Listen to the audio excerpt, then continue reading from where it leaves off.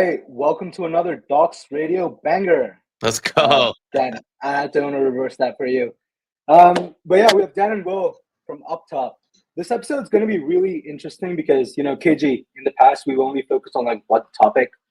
Dan and Will bring this diverse set of experience. We're going to talk about the recruitment business. We're going to talk about, finding jobs in the industry, both sides, as a recruiter and as someone looking for a job. And then, Dan's pivoted into running a fund as well. So we're going to go deeper into that. But yeah, guys, you want to give a short intro, both of you? Go ahead, Will. Yo, so I'm Will. I've been recruiting in crypto for 4 years now. I started out with Dan, where I was the first hire, and then in 2024, I was in-house working at Scribe, where I met you, both of you guys actually. And then at the start of the year, wanted to figure out how I could get back to early stage, like 0 to 1 hiring and working with like founders, and felt like Up Top was the best opportunity to do that. So full circle moment, I'm back, and part 2, here we go. Let's go. Yeah, man. For those of you who don't know me, my name is Dan. I run Up Top Search. Like Will said, we've been doing this for about 4 years. Appreciate you, Rachit and KG, for having me on. We got Up Top Capital now. Just putting some of our profits back into the culture a little bit, and supporting some friends doing good work. So eager to chat about both items. Yeah. Talk to us about how the business started.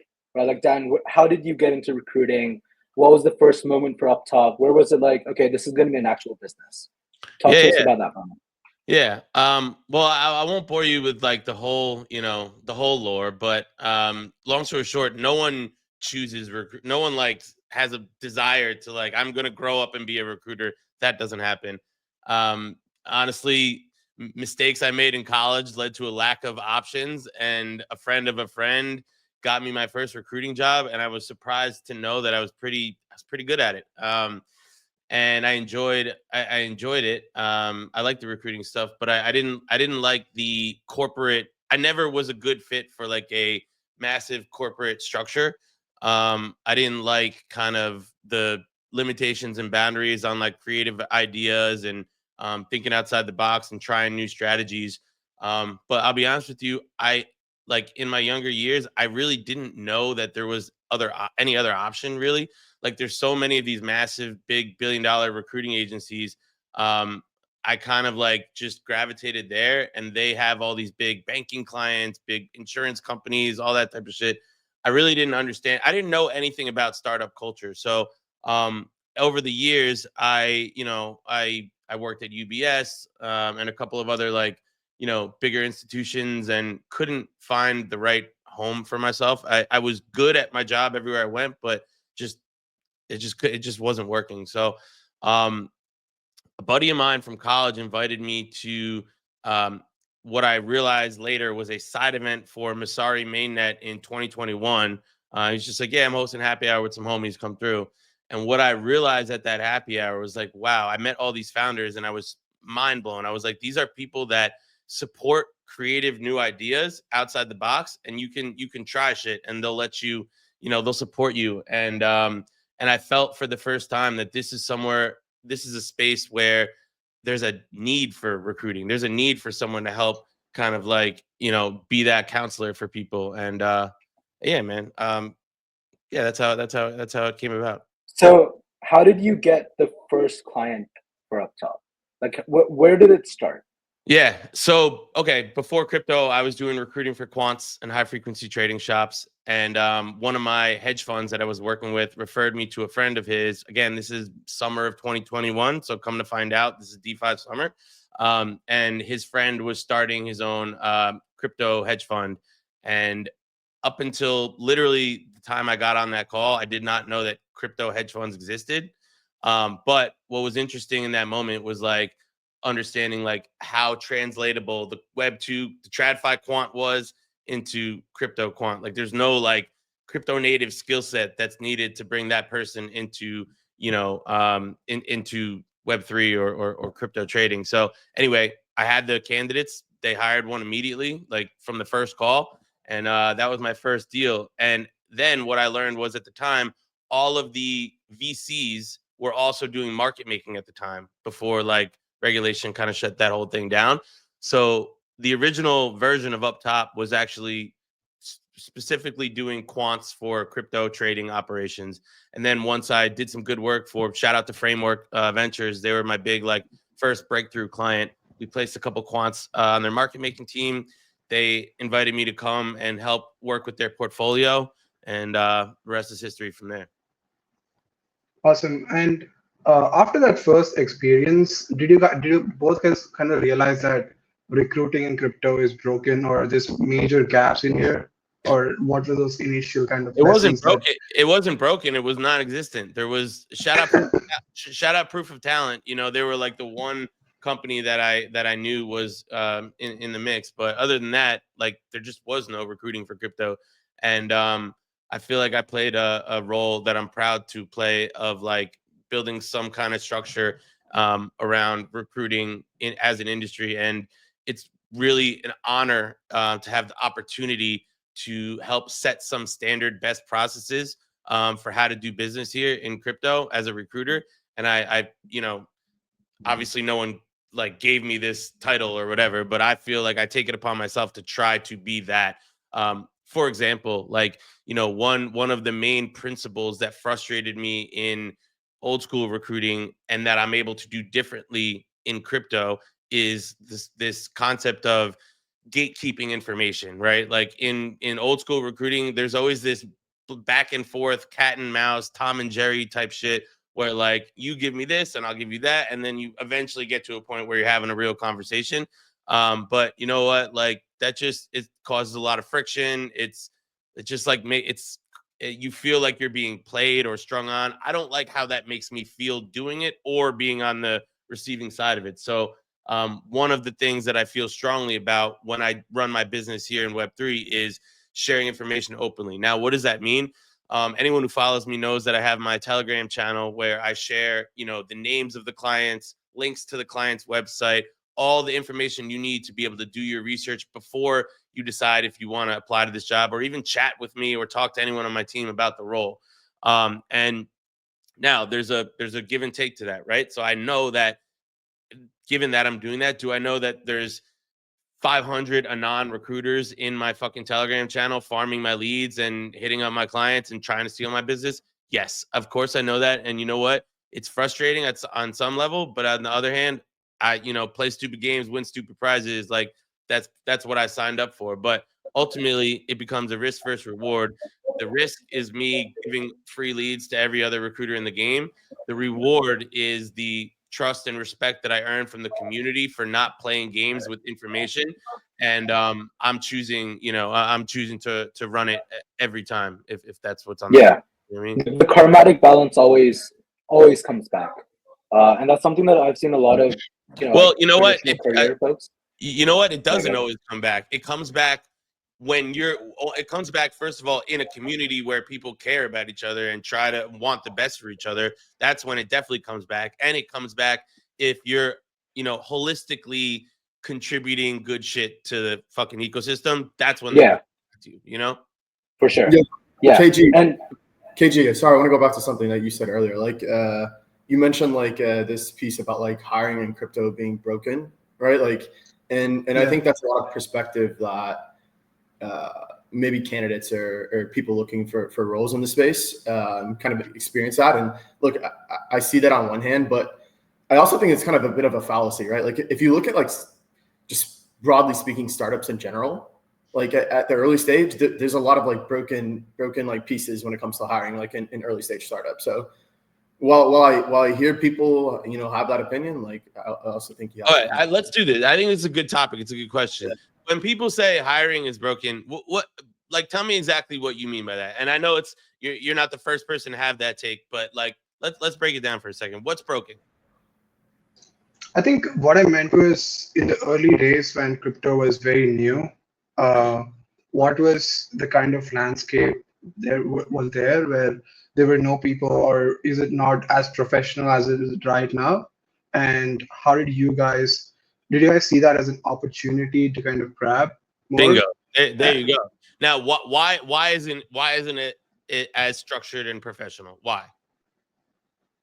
I think I don't think it's not professional right now because I haven't gone through that entire process myself. But what I hear is it's very complex for some people. Well, here's the deal. I'll- Here's the I'll- deal. Go ahead, Richie. Yeah. No, so I'll break down what I've seen on the timeline. I actually don't think crypto recruiting is broken. I think, in fact, it's actually easier for you to get recruited in crypto than any other industry because of the way that the network effects are set up. A referral means a lot more in this industry than any other industry based on what I've seen. What I've seen people talk about is the talent number is low. So there are like 10 people that are actually qualified to do the job, and there are 100 people that are not qualified. Teams want to hire those 10 people, but those 10 people either already have jobs or want to do their own thing, and they're not available. Yeah. And the cost economics then way in favor of the candidates because since there aren't many people applying, you need to pay higher to get talent of that level. When people say crypto recruiting is broken, I assume that's what they're talking about. Okay, so great point, spot on. I agree. That is usually what they're talking about, right? And in that example, you obviously mentioned supply and demand of like top tier crypto native talent, which is 100% true. But I think what hasn't been said yet is just like, one way it can feel broken is because like, dude, these are young first-time founders. Almost like 80%, let's call it, of crypto founders have never built a company before, so they don't know what to do. And so before, Up Top was around, again, like there was one or two like other people doing this a little bit, but there was really no one like to set the precedent of like, okay, these are the best practices that you need to like implement, and this is how you need to treat people during an interview process. This is the comprehensive information about what the market looks like for XYZ skill sets. This is what happens when, you do this. This is what happens when you look over there. Like you need kind of someone who understands the mechanics of it and the market to like help you become fucking good at hiring. Right. And that's something that I'm like really proud to do. And my best clients are always the ones that are, open to having some level of coaching in that regard. And obviously, as the space matures over the years, we've been doing this 4 years, as the space matures, now there are some repeat founders that have been around for a while and know exactly what they're doing and don't need me. And that's awesome. I genuinely, from the bottom of my heart, want to contribute. Yes, my bags are important to me, obviously, but I want to see this space like mature, and I want to be known as someone who really like gives to push things forward. And that's something that gets me out of bed every day, honestly. Yeah. And, obviously I've worked with Will very closely and I've seen how he recruits. Dan, I haven't worked with you directly, but I've seen how you operate through Will. One of the best things that I've noticed about Will is his posts on knowing when a candidate is available. I think as recruiters, that is your edge over any internal recruiter, where my philosophy of recruiting, so I talked about the 10 people that are qualified and the 100 people that are not. The way that I've seen Will operate is out of the 10 people that are actually at a job, he will exactly know which 2 are not happy, and then he'll get you those 2 candidates. Talk to us about how those network effects are in place for a recruiter versus an internal recruiter. Like, what's the benefit of working with an external recruiter versus an internal recruiter? And does this have a role to play in that? Go ahead, Will. You're the internal guy over here.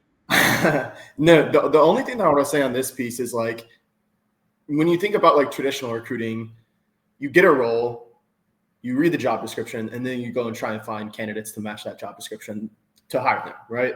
Whereas like in crypto, like I'm not as active as I used to be, but I'm on chain. I'm out there in like Telegram group chats. I'm having fun with people, right? I'm not always just trying to hit people up in a transactional basis. Hey, are you interested in this job, right? Like when you're involved in like the community and you're making friends and having a lot of fun, like people build trust, right? So it's a lot easier. And I literally say this on Twitter all the time. I'm just out here having fun. And it's true, right? And through that, like I've been able to make strategic bets on people over the past 3-4 years. And I've seen people, who are struggling to get jobs in the space. And now they're working at Monad, or they're working at Ethereum Foundation. And back then, like when I was talking to them, like it was tough. So I think that's like one really big outlier. Yeah. Yeah. Yeah. And I'll say, on that, go yeah, ahead. go Go ahead, ahead. Dan. No, I was going to change this topic. I want to hear you first, and then I'll. No, I was just gonna say. I mean, I definitely got to like emphasize. Will has done a better job than I even realized at first of identifying people early in their career with no resume to show for it that have a ton of potential. There's no one better at that than Will. That I could say for sure. But back to your question about internal versus external. Here's like the long and short of it, in my opinion, is like if you're an internal recruiter, you are there's two parts to this. If you're an internal recruiter, you are an agent of the company. You are working on behalf of that one company that you are working for. So based on like the dynamics of that, you don't have the the candidate's best interest in mind. You have the company's best interest in mind. Number one. Number two, if we're talking about what you have to offer in the marketplace, you have one thing. You have one job to offer candidates for one company, and therefore, by nature, when you have outreach with candidates, your relationship is going to be transactional, and there's no question about it. If you work for an agency, you can like take your time and build that organic relationship, and both sides knowing like, hey, like the internal recruiter is under a time crunch. I have to fill this role now. I need you as a candidate right now. I don't have that pressure. I can take you as a candidate whenever you're ready and offer you whatever I have that you are interested in, you know? And that kind of like takes me back into like another one of our like core principles from day zero of Up Top that we've always stood by is, you know, something I like to call the sports agent model. So the idea is sign the top talent and allow them to try out for the teams they want to play for. Like when I, you know, like when I meet a candidate, it's not like boom, boom, boom. Okay, I'm pitching you this, I'm pitching you that. No, it's an organic intake. It's an organic, like, let's get to know each other. Let's do a vibe check, right? Let's do a vibe check. You tell me what you want. I'll tell you where maybe you're off a little bit or we need to recalibrate. And then based on that step, I can then present to you everything I have that matches your criteria. And I'll challenge you when it doesn't make sense. And when it does make sense, we roll out together. So I find that on both sides with the candidate and the client, like when we have expectations aligned, and it just, you know, things are like really smooth, you know? Yeah. And I would assume an agency like yours is better positioned to find those 10 people that people actually want because you already have relationships with them. And since you are an agency, they will come back to you and tell you when they're not happy, and they will tell you about their dream roles, and you will have like that longer time frame to place them. And that acts as an edge. Here's the thing is that we've done right by people in this industry. Like we've earned trust, we've earned respect by treating people well, by giving back.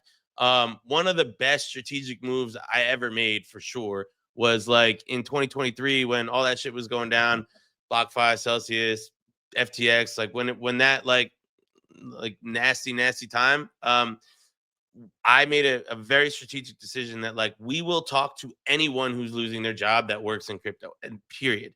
I remember taking calls when FTX went down with customer service people in the Philippines that, you know, unlikely I'll be able to really help you, but at least I could give my time to give you some advice and point you in the direction of how you can help yourself at very least. And so I wanted to make an impression across the community, all across the ecosystem, to let people know when you need something, like when you were down bad and was really struggling, Dan was the person who took your call and gave you the best advice that he possibly could. So when people struggled, like we always make sure to look out, and you know, that's a great way to, you know, earn and establish a trusting relationship with people that will go on to do bigger and better things 100%. The other thing that I want to say there is like, look, like, love it or hate it, bro. Like the bar is on the floor for recruiter, like the recruiting and recruiters, right? Like if you don't ghost people and you are honest with people and give them like actionable, like real tangible feedback that helps them, whether like it's good or bad, like that automatically puts you in the upper echelon. Like the bar is just on the floor for recruiters, bro. It's just facts. And also maybe we can dive into that feedback as well. What does that feedback look like when you guys are giving to these candidates?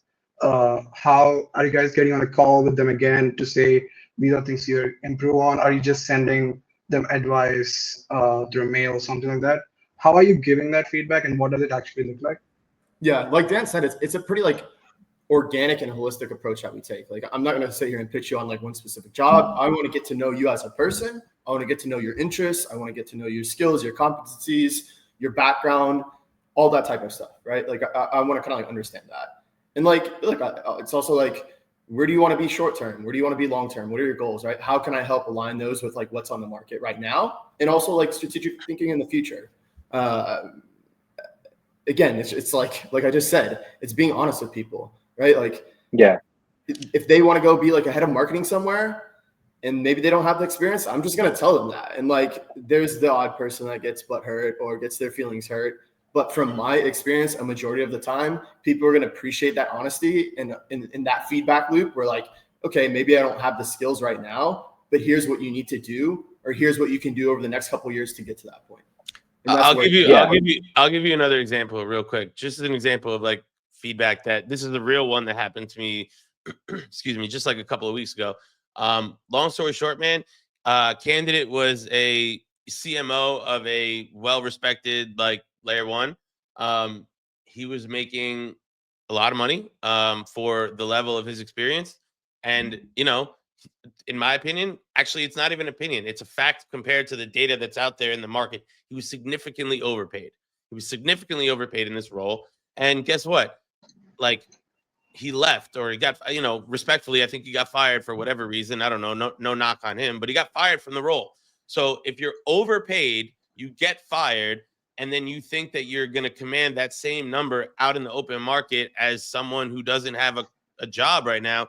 Honestly, even if he didn't get fired, the number was severely like above market. And so it took him a couple weeks to listen to what I was saying. He had to, you know, feel the pain of not getting any hits or any traction with the, you know, that salary number that he was asking. But, you know, I knew that by giving him this feedback, he was going to struggle a little bit and potentially like be annoyed with me or think I don't know what I'm talking about, or I'm an asshole or something, or I'm just trying to like pigeonhole him to get a deal for myself. But in reality, I also know that by telling him this hard information, he's going to be like, all right, Dan, yeah, you don't know what you're talking about. I'm going to go explore on my own. And guess what? I could lose him as a candidate. He could get hired somewhere else without me. And I'm like sitting here like an idiot, right? And broke.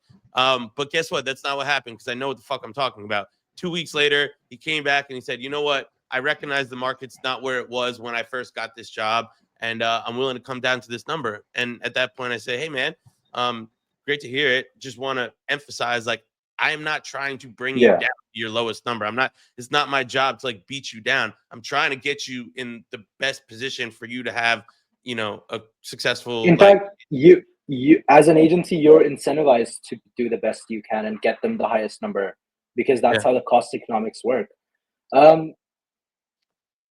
I want to roll this back, Dan. We've talked a lot about hiring. We've talked a lot about internal, external.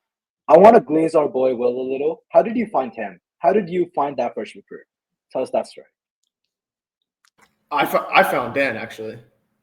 That's the okay. lore. Okay. I mean, it's a good question, right? It's a good question, and that's true. Like, Will found me from, you know, I'll tell you this. Like, I mentioned earlier about like when I was starting the business, like having these creative ideas that I wanted to take that no one would in Web 2 listen to, right? And the first most obvious one, when I was before crypto, when I was doing quant hires, like for quant recruiting, I started posting a little bit on LinkedIn. I realized like the mass LinkedIn community doesn't actually know much at all about quants. So I got a lot of attention and like from the right people when I was making posts about quants.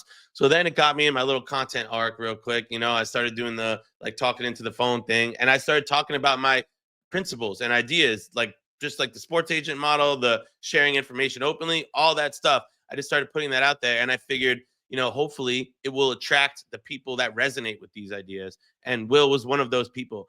And this has been my whole strategy for building Up Top. Everyone that works at Up Top has come to me. I have not outbound recruited anyone. And it's like, I have 100% retention rate of my employees, like period. And it's because they're here for the right reasons. And I'm so grateful for that. We have such a good culture internally. Like everyone's so locked in on the same page. And it's because we share these same common principles that you actually can't find any exactly, and you actually can't find you actually can't find anyone else in recruiting that like lives and breathes and stands on business for these principles like I do. And so it's just cool to see that the rest of the homies at Up Top do as well. Yeah. The other thing is like what Dan said earlier, like nobody gets into recruiting. You fall into it. You either work in like some sort of like sales adjacent or like business adjacent role where it just like kind of comes natural to you.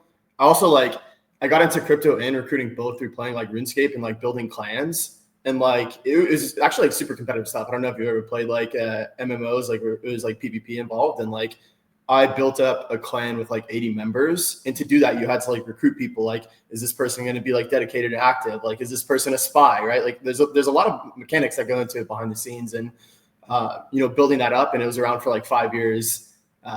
That's actually ironically enough how I fell into recruiting. I've never asked anybody that besides Dan, but that is actually like the lore there. One other thing that was dope, and I think important to highlight about how Will approached me was like he didn't slide in and just say, "Hey, like I like what you're doing. I want to be a part of this." Like he didn't say like, "Hey, respect the business and like would love to work for you." It wasn't that. It was, "Hey, I see what you're doing. I actually have an idea of something that could really help you that I could actually build for you." And that was our Discord server. So I in the beginning of when he mentioned it, I didn't really see the vision. I didn't get it. I wasn't deep enough in crypto yet. Deeper I got into Up Top and like paying attention to what was around me, I said, okay, like I see how we can utilize this for our business. Let me reach back out to that guy. Will came on, and the first thing he did was establish our Discord community. And like it was just a really cool experience for me to learn. That was like my first exposure to any of the degen side of crypto, and like I learned a lot through that experience, and we touched a lot of people through that experience. We helped a lot of people through that experience, and it was a huge part of like making that point that the Up Top brand is like more than just like your executive search recruiters. No, we're like community people for the recruiters, And like actually on that note, like for people looking for jobs in crypto, like that's the alpha right there, right? Like I saw something that resonated with me. I saw a potential gap or like problem that I could solve or bridge. And I reached out to Dan, not just saying hi, hello, or like I said, like just like some bullshit message. Like I added value, or I tried to add value. And like I think he saw that. And I think like there's a lot of success stories for people who DM founders or projects on Twitter and they add real value instead of just, wasting people's time. Because look, people are busy, bro. Like you're just going to like sit there and like go back and forth in DMs. Like you're going to get left on red. Find a problem. Find a gap, bridge it. For sure. And another thing that I've seen as like a common feedback, Charco talks about this. A lot of ecosystem heads talk about this. Like if you just go into a community and you start contributing, probably the ecosystem is going to reach out to you and, offer you some sort of incentive or offer you some sort of role. And that's also a way that you can sort of grow into that. But okay, Dan, so was Will your first hire? Yeah. And then, okay, so Will found you, and I assume that you weren't looking to hire another person, and Will sort of came on and he built another vertical. Your team's bigger than that now. Like as a recruiter, how did you build your team, and what is the right time to hiring more people? Yeah, one of my other best hires actually came through the Discord. So Will built the server, running the server. And actually, this was dope. I actually love this story. This random kid popped in and he started just asking general questions about recruiting. Like, hey, this is my situation. Like, what do I do? I was like a little like, this is a dynamic. No recruiter has ever experienced this before. I honestly think I was completely like, this is a completely new dynamic for me of like someone else who's like technically a competitor coming into my space and just asking for help. And I was like, oh, like, that's cool. And so I gave him some advice, and then Will spoke to him. And at one point I tested the waters a little bit. I asked him in the public server, who was the client? And that was a test for me to see, does he share that same value of like not being afraid to share information openly? And he disclosed who the client was. At that moment, I'm the bigger fish. I could have swallowed him, taking the client, taking his business, and that would have been over for him. Instead, I was like, this guy gets it. Come on, man. And what I learned when I spoke to him is he was 19 at the time. He was on his own starting. He had never worked for a recruiting agency. He just decided to start a recruiting business and had no one to like show him the ropes. So he came to me for like legit mentorship. And, you know, I so much respect the hustle that he was, you know, that he was doing his own thing. And what we've been able to accomplish together with this kid, he's 22 now. He's been with me the whole time. It's like, it's amazing. It's nothing short of unbelievable, honestly. Yeah. Shout out Joe Zam. Like, the kid is literally probably one of the best agency recruiters in crypto. The numbers, the volume he does, his like ability on like the technical recruiting side is fucking nuts, bro. That's super interesting. I think one of the takeaways here is put yourself out there. Doesn't matter if it's like tons of people are not seeing it, but put yourself out there. And You know what the real takeaway is? Honestly, it's not for the candidates. It's more for the hiring managers, right? It's take a risk on someone. Like, that was a risk. There was no guarantee that he would be good. No guarantee. I took a risk on him, and that was a game changer for us, you know? For sure. And I think, you know, to your earlier point, Red Sheet, about there only being X amount of like top tier 1 crypto native hires, like that's the, you know, someone took a risk on them. Is that a problem in crypto hiring Yes. right now? Not a lot of projects want to take risks on candidates. Correct. Yeah. Because, dude, if you look back in like hiring in crypto in 2017 to like say like 2019, like Consensus like hired a lot, like a lot of those like early stage teams hired a lot, bro. There's no fucking crypto native talent back then. Like, there was people who had that like crypto punk like philosophy and like held like ideologies, but they didn't have fucking proof like work experience, right? And they got hired. And sure. like there's just like there is a little bit of like, if you want to point to like something in crypto hiring being broken, it's that there are teams that do hire for I the think community, but I think there's also a flip side to that where the candidates also don't want to take risks on early stage teams. So I'll give you an example. Like, when I joined Scribe, I was like number 1. You know, it was just Ross, Ishan, Arthur, and it was me. They took as much of a chance on me as I did on them because there was no guarantee of the business growing to what it did. And honestly, like, shout out Ishan, he put me on the map.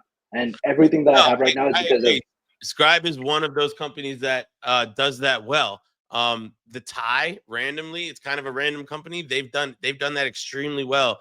I mean, look at Barachain, you know what I mean? Like a lot. I think, you know, it's very consistent pattern that I've seen between every big successful company in crypto today is that they, in the early days, knew how to do one thing right, and that's identify talent, not resumes. You know what I mean? Like, those are two very different things. Like, anyone can put an algorithm in their head of how to analyze a resume and say, okay, based on XYZ criteria, this one works. But it's a whole different skill set to meet someone, invest time in this conversation and getting to know them, even when there might not be a like obvious upside there, and look past like the surface level and find and understand what you can do with this person. When I spoke to Jose, the recruiter that came through the Discord, I immediately knew I know what I can do with this person. Let's cook.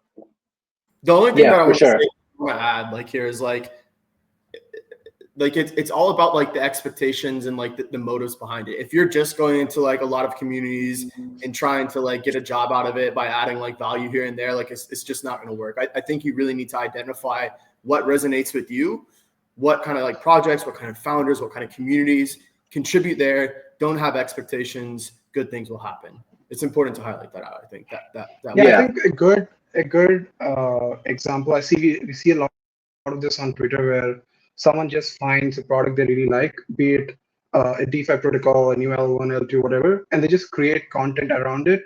And it's not like they're pushing or they really like it, but they're being very critical about that project because they really care about it and they've found it very early and they start creating content about it.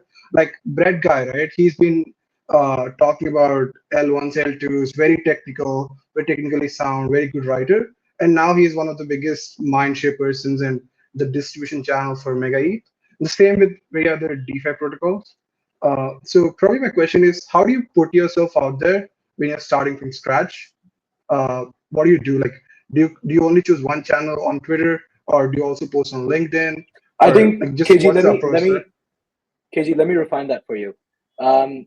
Well, Dan, as recruiters, when you say we look at, you talked about the algorithmic approach of filtering resumes.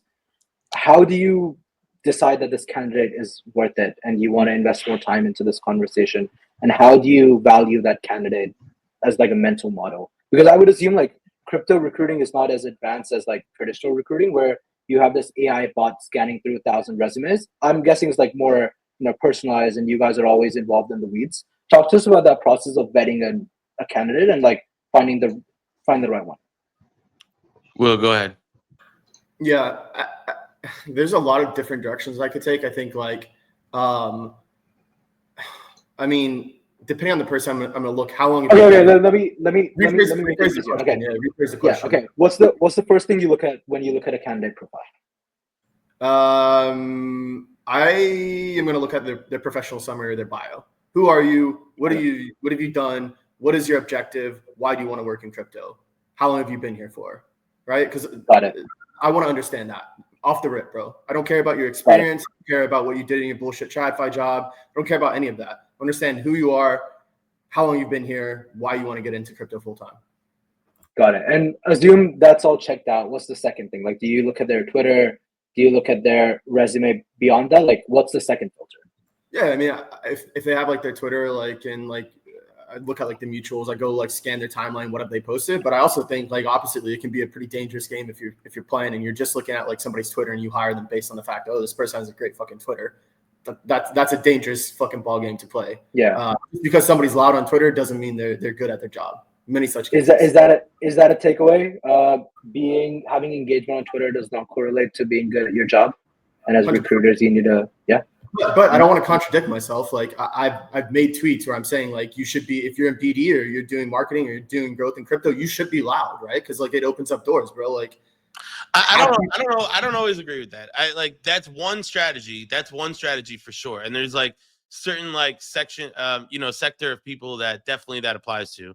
And again, it's definitely valid in some regards. But like, for example, I'll give you an example. I don't know if you guys know one of my closest friends in crypto, Kyle Trimble. He's the head of BD at Stork.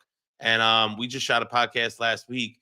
And one thing that we talked about was like that, I think he's one of the most talented and has some of the best experience of any salesperson in the space. Yet he has less than 2,000 followers, never tweets, doesn't like barely any yapping on any platform. But what he does extremely well is these like small 6 to 10 person dinners in New York, like twice a week with like exclusive, people. And it's not easy to get in those circles. You have to really like, you have to have something to bring to the table. But I think there's other ways to like network without, and I think there's something that it's not my strategy, but I respect people who are like snipers in the shadows and just like very targeted, like specific approaches to what they want to do, Yeah, the thing that I'll say is like there is value in having a personal brand on whatever platform and having people come to you instead of you going to them. It builds this social consensus, trust, and like look for like Kyle. Maybe he's not active on Twitter, but he's definitely active on Telegram. He's 100% active as a DJ as well, and I remember talking to him about like DJ as a BD strategy. That was definitely new to me and something that isn't talked about much. But let me take a stab at your original question, being like, what do we look for on a resume? I'll tell you, what I look for is like, I'll tell you what I don't look for. And like, me and Will, like a lot of times do have like opposite strategies, and that's cool. It's a good thing, honestly. Like there's a couple different ways to chop this shit up, but like, I don't look for your like professional summary. And in fact, that's one of my like resume tips that I give to people when they're asking me for help on the resume. I don't like a professional summary. I think it's completely useless. If you've done a good job, like making, creating your resume, I should be able to quickly scan that shit and understand your professional summary. I could tell myself what your professional summary is. What I want to know that I can't get from that resume is what's your mission? Like, what's your objective? So I always tell everyone that whole like top block at the top of the resume, forget about a professional summary. Tell me where you want to go.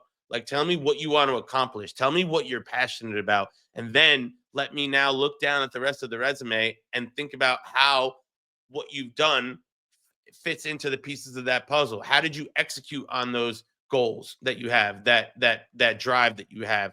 How have you progressed in your career? Like, you don't have to have, like Chainlink, Coinbase, like you don't have to have these big sexy names, but if I'm looking at your experience, was there some level of progression?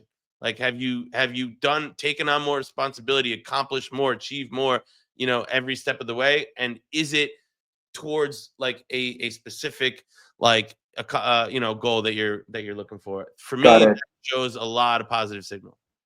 Does all of that outweigh, like, if you get a referral from someone you trust, does all of that outweigh, like, even if they have a mid resume, you'd still sort of back that person, a strong referral? A strong referral, I'll always respect it enough to like take the call, but like I'm gonna form my own opinion, and I recognize that, like, like there's people that I like as people that are my homies that, yeah, I'll give you a referral to look out for you and try to help you out. But like, would I stake my reputation on it? No, and I'll make that decision for sure. Well said, yeah. Agreed.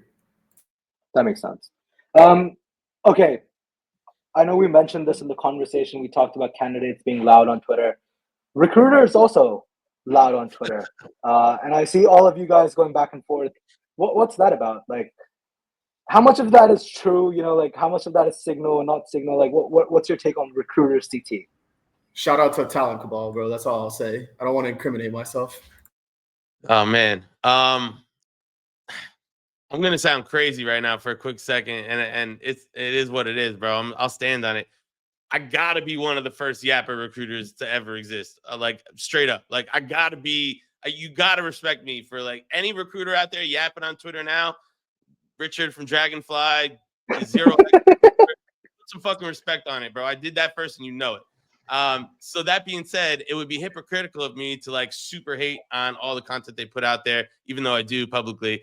But nah, I mean, look, on one hand, there's a lot of cringe content out there, and there's a lot of people that understand the attention farming economy in crypto and how to capture their own like perceived value from that, and work, play into that, right? And I'm like, I respect it to an extent. But on the other hand, man, I think that, like, when you start to play that engagement game for attention, it's easy to fall into a trap of like not doing the quality control check. And like, I'll say the difference between myself and I think other yapping recruiters out there is, like, I have a very clear message, that I have very clear principles in everything I say. And like, it's there's a lot of intention behind what I say. And like, there's a reason behind like my yapping, I got a point to prove. I'm not just doing it for your attention. Yo, so like, what I'll say, and this is not direct at Richard, he's my dog for sure, but like, recruiters these days will do anything but recruit. Go be a fucking social media manager then. That's that part. That part. And then, okay. I guess like what I think is short-sighted about, I'll say specifically to Richard, like, forget, like, I'm not holding back from it, but I think what's short-sighted about that approach is you can get a lot of attention from like random kind of like fringe just Twitter people that are like, oh yeah, dude, like, even if they don't know what you're saying is completely fucking wrong and just way off, but like some of these crypto guys, you'll get engagement from it, right? But like, what's more valuable, that engagement or like the one like from someone who's actually like a highly respected, contributor to the space? He's gonna look at your shit and be like, what the fuck would I talk to this guy? You know what I mean? And like, for me, it's a quality over quantity thing. I think, got it. I'm here to make money, and I'm here to make an impact. I'm not here to like get likes and followers. You know what I'm saying? That makes sense. Just for our audience, you mentioned Dragonfly, like they're a fund. Why does a fund have an internal recruiter? Like, what is the dynamic there? Because Dragonfly and Hasib understand the value that top talent can have on projects. And there's not many funds that well, I mean, look, Dragonfly is a huge fund. Like, I don't know what fund they're on, but their portfolio is massive. They're extremely well respected, and like, they have a good brand and name in the space. And like, look, they just understand the value that, like. That's not true. That's not the reason. What do you think it is? I know what it is. Tell me. The reason is because if you're a startup looking like raising money, raising venture capital, what are some of the main things that you need? Like, what do you need help with, right? Like, if you ask 10 startups, 10 of them, all 10 of them will tell you hiring is one of them. So if you are like Monad or something like that, which Dragonfly was a part of like very, very early, if you're a Monad, everyone wants to write you a check. You know, you only have a certain amount of room in the round to let people in. And so if you're a VC, you have to have a competitive edge. You have to have something to offer. And I, you know, like kudos to Dragonfly. I am aware that they have a great talent team. They've built a really great thing over there. And I'm sure that it's one way that they, you know, obviously they built a brand that speaks for itself, but it's an asset to help them get allocation to elite level projects. So salute to them for sure. We're saying the same thing, just like inversely as well. Yeah. But okay, it's now a podcast, Dan, bro. It's a podcast. It's a fucking podcast, bro. It's a clip. Dan versus Will, controversial opinion, and then There you clip go. it out, Exactly. make it seem like you're fighting. But okay, Dan, bring it full circle. Okay, Dragonfly Fund has a talent team. Dan up top, and Will, talent recruiters, have a fund. Where bridge that gap for me? Yeah. Well, so yeah, I mean, it's a great S tier segue right there, because it's a very we're talking, like you said, flip side of the same coin, right? But you know, so yes, so okay, so as we said, one of the main things that early stage startup need help with is hiring. So actually, like using the same example of Dragonfly, a lot of the Dragonfly portfolio companies I've been working with since way before they got allocation from Dragonfly. We've done a great job over the years of, you know, creating a trust, reputation of trust. And here's one thing that we've done well. Up Top has a brand, right? We've developed a really strong brand that people know and trust. And so what can we do with that trust is we can attract high level talent that may not be paying attention to the day one, you know, AI startup coming out of Stanford blockchain accelerator that no one's heard of yet, that hasn't even raised a seed round, you know, doesn't have any branding or attention or anything like that. We're able to leverage our brand and trust to make that introduction to a team that wouldn't be capable of attracting higher level talent before. So that's something that we're uniquely capable and qualified to do. So we've proven ourselves to be like a big value add to the earliest of early stage projects. So that being said, you know, we recognize that we have a unique pipeline of deal flow. And the second reason that we started the fund is now, having worked with these, you know, super early stage founders for 4 years now, we have a really like interesting set of signals that we can like derive from the engagement of working with them. So if you're a typical VC fund, you know, how do you evaluate a company? Like, they come and pitch you a few times, maybe you meet them in person and talk, you ask your friends and you reference check them. That's cool. You can only get so much signal on how they operate as an organization.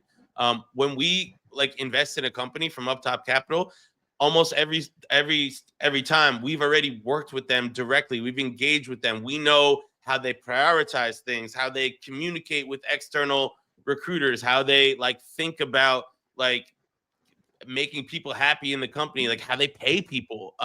You know, all of these things like really can give us like a super clear picture of who's going to be able to build a sustainable team. And I'll be completely honest with you, like the other stuff, yes, we have an internal team. I have a technical researcher from Masari who does diligence. Like I have, you know, some guys that help me with like the deal structuring side and things like that. But yes, for the like super deep tech, I also do crowdsource feedback from my other VC partners who now look to me for deal flow. So not only can we help that company hire, we can also help them with other VC intros, and which kind of like, you know, helps us all get some signal. And so we have a little cabal of funds that we partner with on a lot of deals. Do you guys have a thesis for the fund on type of projects you're investing in, or is it more on projects you previously worked with and now you have a chance to invest in them? Or is there like an overarching thesis on the type of projects you want to invest in? The thesis is straightforward: investing in raw talent. Like, we invest in people that we believe in. Any investor, any early stage investor will tell you that pre-seed investing is a bet on the founder. And I just think I'm in a unique position to do that like really well. Yeah, I think what you said is if you look at some of the best investors and funds, like they bet on people and not ideas, because you have to be able to pivot and a lot of things can change really quickly. So I think that's important. I'll give you one quick example of like just tying all that together is like probably the investment that we did from Up Top Capital that I'm most bullish on for this year for sure is my man Benjamin from Cap Labs. If you're not familiar with Cap, it's the stablecoin project on Mega ETH. So actually the way that investment came about is I've known Ben for a while. We did a podcast a couple years ago where he had a previous stablecoin project a couple years ago. But anyway, friend of mine told me that he was raising for a new project, and my friend he's like, yo, I really want to get allocation in this project. I want to invest in Ben. But I can't get in there. Like he says it's closed off. Can you talk to him? So I hit him up and obviously like presented my value prop of like being aligned enough to like prioritize and help him with hiring and things of that nature. And because we had something to offer, he made room for me in that round, and like, and so that's kind of like, that's our kind of our that makes sense. Were you involved in TradFi Dave coming on board? No, I can't take credit for that one as much as I would love to, man. That was a go-tier hire. They don't need me for that one. Respect. And then, so these early stage projects, what do they need help with more? Like non-tech hiring or tech hiring? I'll let Will comment. I'll make mine brief. I think he'll agree with me. I would say non-tech. I think the tech hiring is a little bit more algorithmic that you can like, it's less, there's less variables, I guess. And on the non-tech side, I think not only is it more difficult to evaluate candidates, but also, and I think Will definitely could speak on this, but also there's a lot of teams struggle with the order of operations and how to build the team in what order. And like there's just so I'll let Will speak more on that. Yeah, put it like kind of succinctly. I think like through engineering, recruiting, and technical recruiting, and like code assessments and take homes and stuff like that, you can get a pretty good signal on somebody, like whether they're a good engineer or not. Like what you can't necessarily get is this person, whether they're a dev or they're a marketer, like are you like a 10x like marketer, but like do you have shitty communication skills, right? Like are you like egotistical? Are you hard to work with? And like also like are you a good marketer because you worked at like a project that kind of like took off and did really well? Like how much did you contribute to that, right? Were you just early? Did you get lucky? Like so I think like when you try and like really dig in and answer some of these questions with people, like what you'll find is interesting. And I would probably agree with Dan that go-to-market roles can be slightly more challenging at the early stage. Do you guys as an agency make more money on the non-tech side or the tech side? Now, let me add one thing there, but I think it could also be more challenging to get an S-tier engineer to come to your early stage project than it is for like a go-to-market person. Maybe controversial, but that's probably my opinion. I don't know. I think we probably do about the same. It's 50-50 maybe. In Q1, I think we had 17 engineering hires. I'm making this up off the top of my head, but I'm pretty sure these are the numbers. I think we had 17 engineering hires and 9 non-technical hires, which is not a good representation. Like that was not a great quarter. I mean, just given like the market conditions, and I don't always think I don't think the percentages non-tech versus tech always fall in that direction. Intuitively, without looking at the numbers, I think that we overall make more money with non-tech hires because I think it's something that we're uniquely good at. Like I'll be honest with you, any recruiter can like find a tech resume and do it. Like it's not a super novel like skill set that we have, but on the non-tech side, I think we have a massive advantage on like anyone else who's doing that. Yeah, got it. Cool. I know we're teeing up to the hour. Usually we ask these like, rapid fire advice questions at the end, and we cut them from the start. We usually have one. This episode has 3. Okay, so what's the number one advice you'd give to a candidate looking for a job right now in crypto? Don't do what everybody else is doing. If you're doing what everybody else is doing, you're gonna get the same results as everybody else. Perfect. Dan, what is the number one advice for anyone looking to get into the recruitment game right now? For anyone looking to be a recruiter right now. Shit. Yeah. Don't do it. No. Okay. Ask me the question again. I got you. Okay, what's the number one advice you'd give to someone who wants to get into the recruitment game right now? Do not start. Don't look for clients. Look for candidates. Like, don't look for clients and tell them what you can do or what you can give them.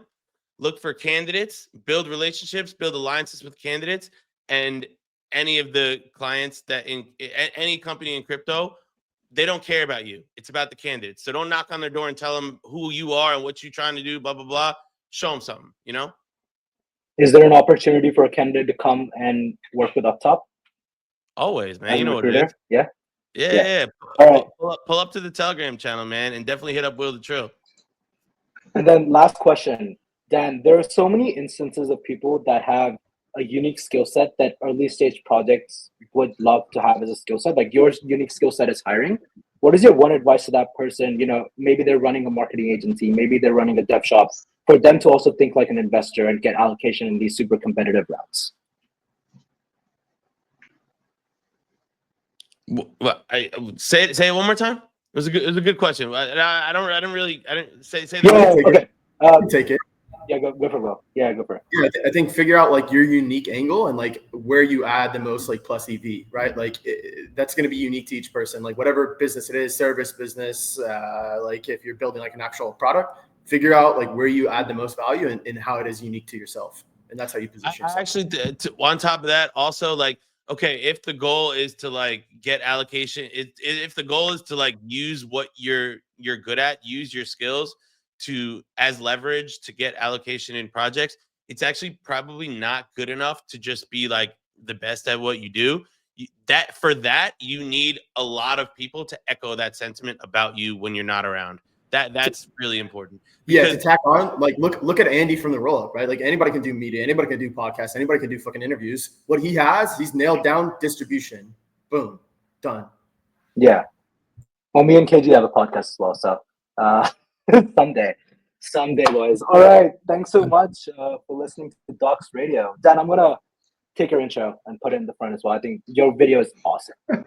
Much love, man. I really appreciate it. It was great to. I appreciate the questions and thanks for having us on, brother. Thanks, guys. All right, thanks so much, guys. Much love.